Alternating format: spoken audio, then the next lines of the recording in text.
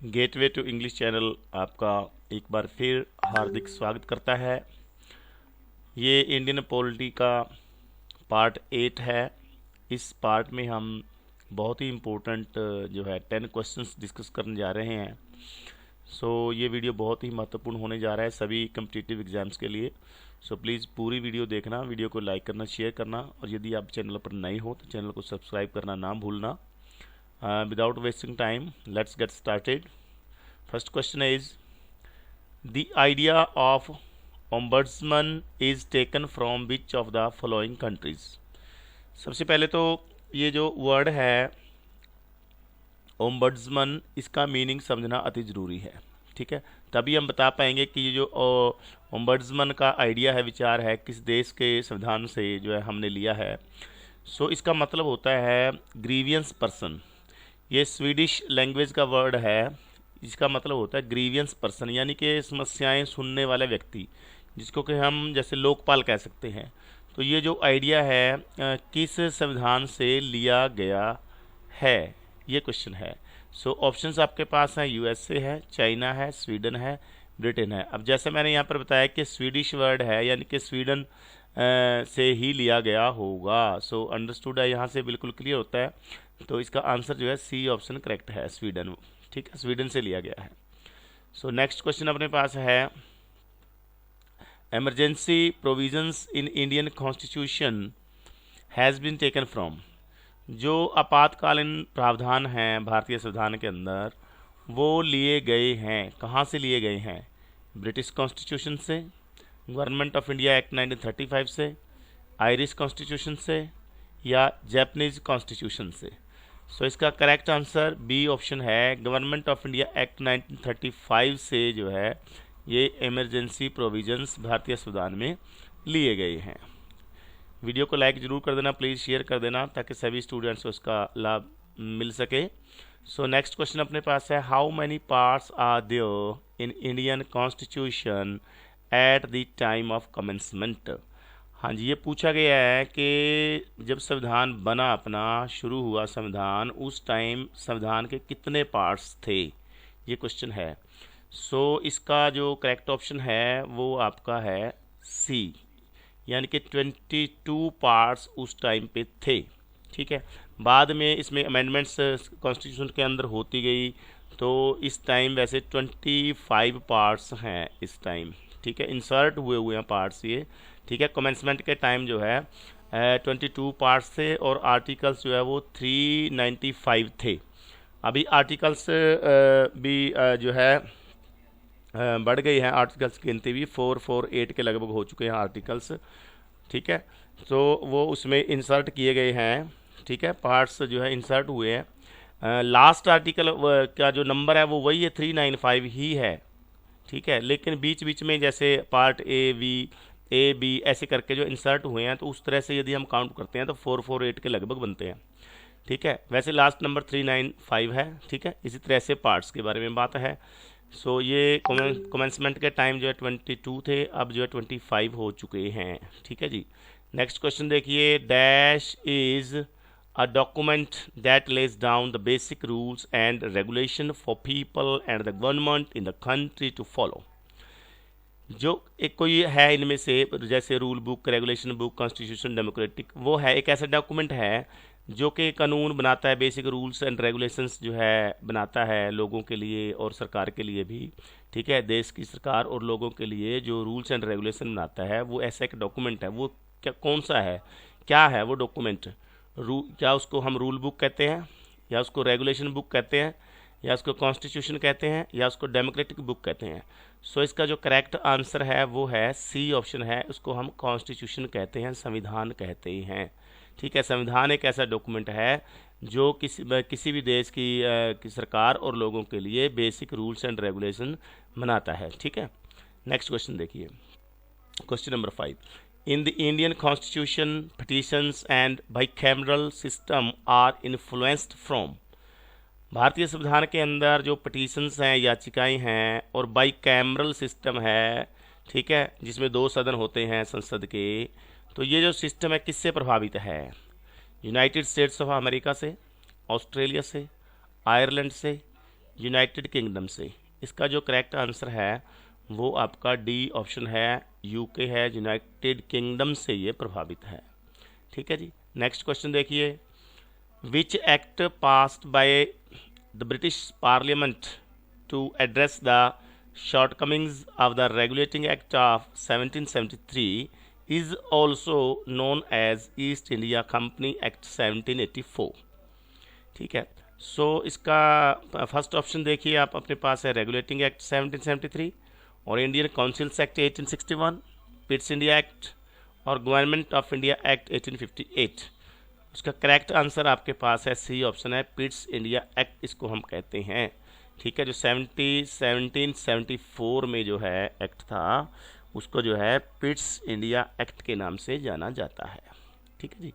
Next question देखिए, which part of Indian constitution consists of articles on election. चुनाव से संबंधित जो आर्टिकल्स हैं, अनुच्छेद हैं, वो भारतीय संविधान के किस पार्ट में है? पार्ट पूछा गया है, कौन से पार्ट में है? पार्ट 15 में है, पार्ट 5 में है, पार्ट 20 में है, पार्ट 10 में है। सो इसका जो करेक्ट आंसर है वो ए ऑप्शन है, पार्ट 15। ठीक है, 15 जो पार्ट जो है 15वां पार्ट है उसमें ये इलेक्शन से रिलेटेड जो है आर्टिकल्स हैं और ये आर्टिकल्स जो है 324 से 329 तक हैं। 324 से 329 तक हैं और पार्ट 15 के अंदर ये आर्टिकल्स हैं, वो चुनाव से संबंधित हैं। नेक्स्ट देखिए, India is considered as a republic mainly because. भारत को रिपब्लिक समझा जाता है, माना जाता है, रिपब्लिक यानी कि गणतंत्र माना जाता है मुख्य रूप से किसके कारण रिपब्लिक माना जाता है? ऑप्शंस हैं आपके पास। The head of the state is elected, जो स्टेट है, देश है, उसका हेड यानी कि राष्ट्रपति है, उसको उसका चुनाव होता है, चुना जाता है। सेकंड ऑप्शन है, इट गेन्ड इंडिपेंडेंट ऑन 15 अगस्त 1947। इसे जो है 15 अगस्त 1947 को आज़ादी मिली, इस वजह से रिपब्लिक इसको कहा जाता है।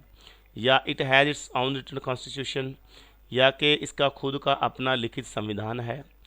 या it is having a parliamentary form of government, इसका जो सरकार का रूप है वो पार्लियामेंट्री है, संसदीय है, इस वजह से इसको हम रिपब्लिक कहते हैं। सो इसका जो सही आंसर है वो है आपका A option, the head of the state is elected. जो हेड है, राष्ट्रपति है यानी कि प्रेसिडेंट ऑफ इंडिया है, उसको जो चुना जाता है। ठीक है, इसलिए हम जो है भारत को रिपब्लिक मानते हैं। आगे चलिए, क्वेश्चन 8 है आपके पास, what was the exact constitutional position of the Indian republic when the constitution was brought into force with effect from 26 जनवरी 1950। 26 जनवरी 1950 में जब संविधान लागू हुआ, उसकी वजह उस समय भारत की जो एग्जैक्ट कॉन्स्टिट्यूशनल पोजीशन थी वो क्या थी?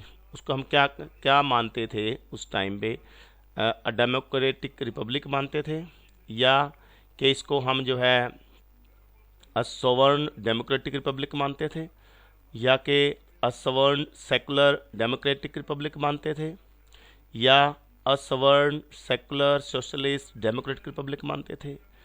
ठीक है, 26 जनवरी 1950 की बात कर रहे हैं, तो उस टाइम भारत को जो है असवर्ण डेमोक्रेटिक रिपब्लिक जो है माना जाता था। ठीक है, ऐसा अपने संविधान में लिखा हुआ था ये बात उस टाइम पे। ठीक है, संप्रभुता संपन्न लोकतांत्रिक गणराज्य ये था।